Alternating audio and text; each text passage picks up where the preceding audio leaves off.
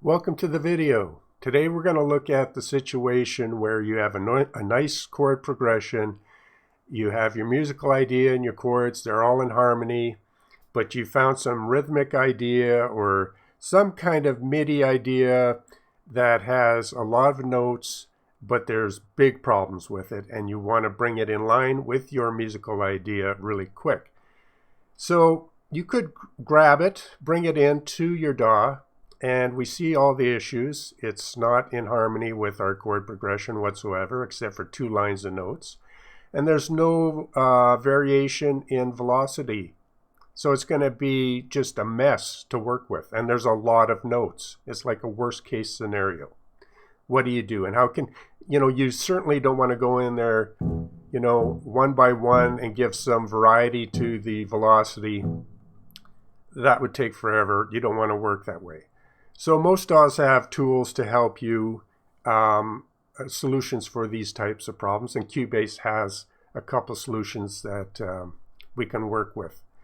So if you go up to MIDI, then you go to Logical Presets, and you go to Musical Context, go all the way to almost the bottom, select notes that do not match the current chord. I have put this on a hotkey because often I'll get ideas from Scalar or from Easy Keys or any musical idea, even notes that you play in live on the keyboard. This will help you with that also. So I put that on hotkey. Now we see that if I move this down, we see that all the notes except for the ones that are in our chord progression have been selected. So I'm going to click down on my editor and that will deselect it. I'll use my hotkey to reselect it. And now all the notes that aren't in the chord progression, according to my master chord track, I'm going to move them up using my arrow key on my keyboard. All right, so all the ones that weren't in the right chords have moved up 1. And that means that a lot of the notes have turned green, but I'm going to hit that hotkey again, and the remaining ones that aren't in harmony will be just selected. And then I move those up another. And then I do it again. So just the remaining ones that aren't, and those turn green, and then I do it one more time, and now we see that they're all in harmony just in a matter of seconds if you have this set up with the hotkey.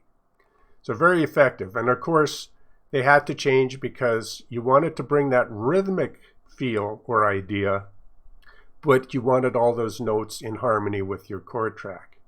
So that's one quick way to do that.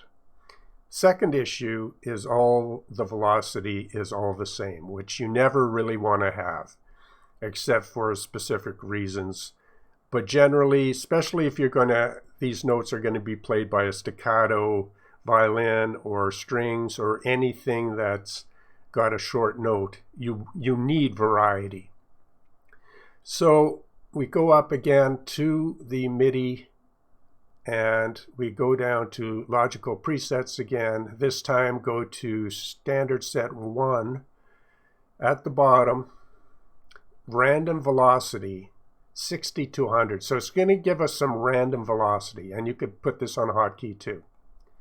So now we have random velocity, but this might not be enough random velocity, or it may be too much. It doesn't really matter what the preset is. As long as the preset gives us some variation to start with, we can then select all the notes in our editor down here. We selected them all, and now inside Cubase has some, if you see my tool icon change here, it has some tools right in the velocity editor that can give us exactly what we want because we now have some basic variance in our velocities. We can scale that up or down. So if I want to move all the velocities down but keep their ratios, I can do that. So let's move them down a bit. Then my icon changes as I move right to the middle. I get a new icon, and that's the scale velocity icon. Now I'm going to scale that variance up to give me way more variance, but now they may be too high up in velocity generally. then I move across to my normal move velocity, and I move it right where I want. So I've changed the scale of the variance to whatever I want, and I've moved it generally up and down to where I need it. So what have we accomplished in a matter of seconds? Let's just move that down. Well, we've taken notes, there's got to be a lot of notes here, maybe 100 notes. We've changed them to match our chord progression in harmony, and we've given all those velocities variance so that they will sound much better when played by a virtual instrument. Now again, if these were on hotkeys, it would have taken literally 5 seconds to do both of these operations. Hope you found this helpful. Hope you had a good day today. Hope you were able to make music. And we'll see you on the next video.